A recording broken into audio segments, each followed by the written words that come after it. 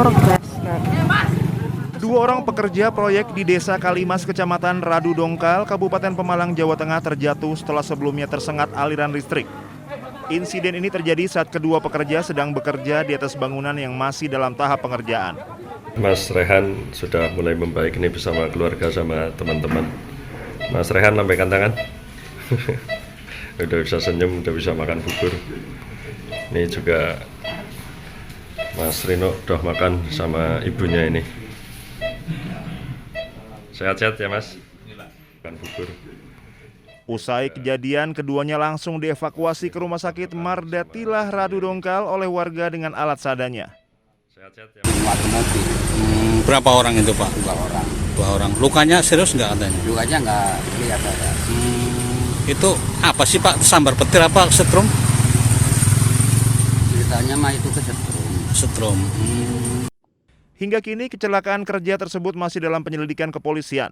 Sementara kedua korban masih dalam penanganan medis.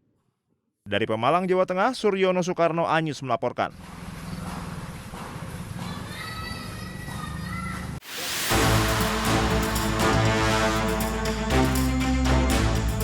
Inilah video rekaman warga sesaat korban ditemukan di area persawahan Desa Tambakrejo di Kabupaten Kediri, Jawa Timur.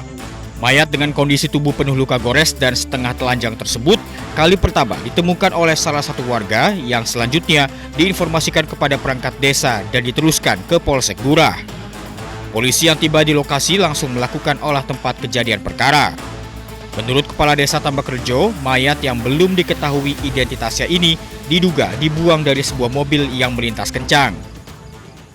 Pertama ditemukan itu ada sebuah unit mobil dari arah barat, yaitu dari arah perempatan Wonokasian menuju ke timur melalui Tambakrejo, begitu kencang dalam mengemudikannya, akhirnya ternyata di tengah sawah itu tadi menurunkan mayat. Guna pemeriksaan lebih lanjut, jenazah dievakuasi ke Rumah Sakit Bayangkara, Kota Kediri. Dari Kediri, Jawa Timur, Afnan Subagio, iNews melaporkan.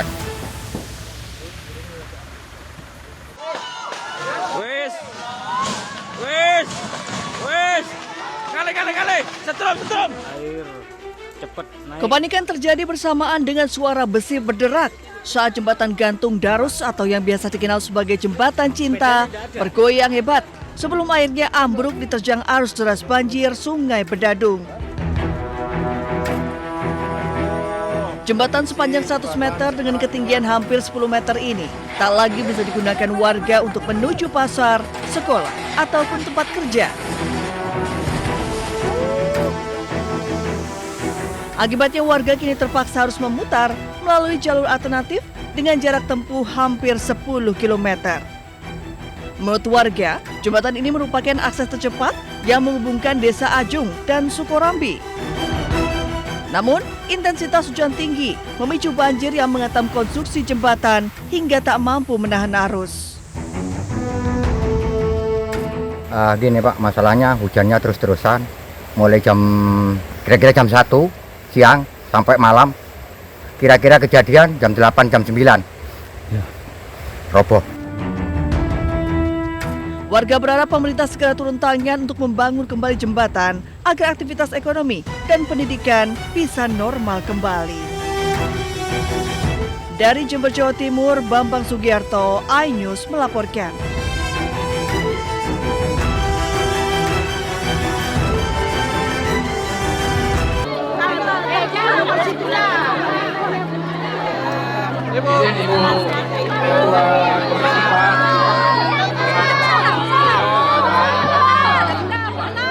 Kapolri Jenderal Listio Sigit Prabowo dan Ketua Komisi 4 DPR RI Siti Hediati Haryadi atau akrab disapa Titik Soeharto meninjau hunian sementara atau Huntara Asrama Haji Pinang Sori, Tapanuli Tengah, Sumatera Utara pada Minggu pagi. Kunjungan ini sekaligus untuk menyerahkan bantuan kepada para korban bencana Sumatera, terutama warga Tapanuli Tengah. Polri menyerahkan bantuan 16 truk yang berisi paket sembako, peralatan sekolah, peralatan pertanian, peralatan ibadah, bahan material hingga hand traktor.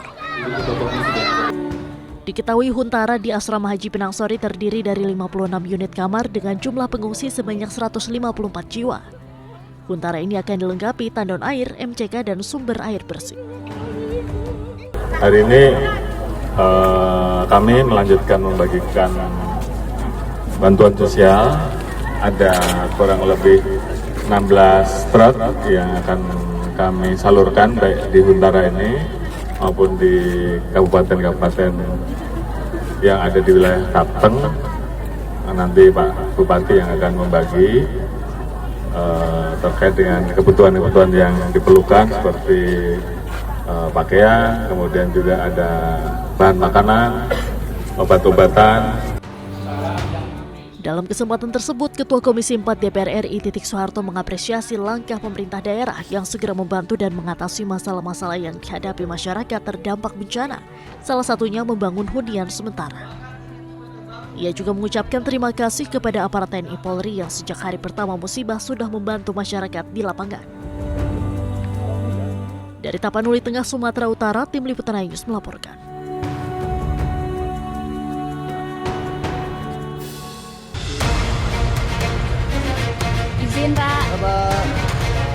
Di tengah semakin memanasnya kasus fitnah ijazah di mana Roy Suryo minta penyidikan dihentikan, Jokowi kembali menegaskan bahwa proses hukum harus tetap berlanjut. Ada peluang untuk memaafkan mereka bertiga ya Pak? Gak ada masalah, memaafkan kan urusan pribadi, urusan hukum kan lain. Misal mereka datang seperti Egy Sujana ke kediaman seperti apa Pak? Kan misal. Kalau untuk proses hukum tetap jalan ya Pak? Tetap. Lah kemarin kan kita diperiksa lagi, ada pemeriksaan tambahan itu. Bukan sekali ini Jokowi menyebut proses hukum Roy Suryo CS harus tetap berlanjut. Pada Desember lalu, Jokowi menyebut siap memaafkan tersangka kecuali 3 nama. Urusan memaafkan itu urusan pribadi. Urusan hukum ya urusan hukum. Prosesnya biar berjalan apa adanya. Ya. Kalau dari nama 3 orang itu apakah boleh disebutkan apa?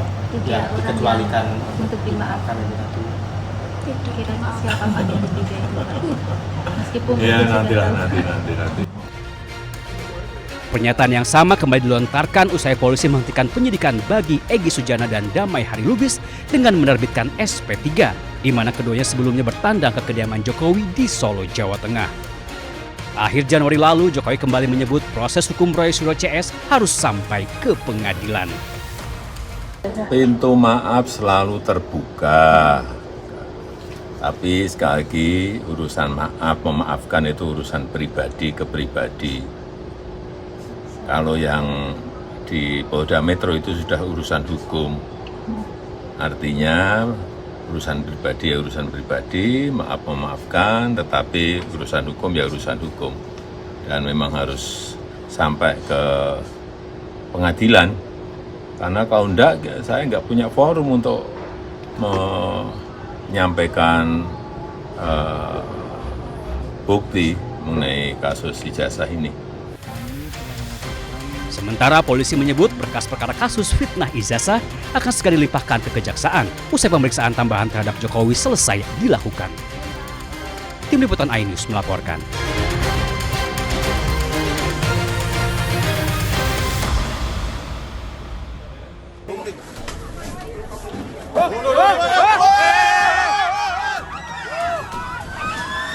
Sebuah pohon beringin berusia ratusan tahun di Jalan Sweta Ubud, Bali tumbang pada Minggu sore.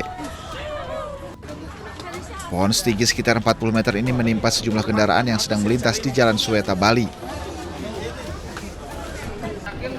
Pohon beringin ini tumbang diduga akibat kondisi batang yang sudah lapuk dimakan usia.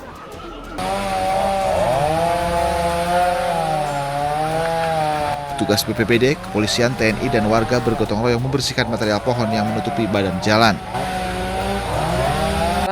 Dengan adanya musibah ini, diinformasikan sementara tidak ada korban jiwa, namun ada 2 kendaraan yang tertimpa, namun sudah diamankan.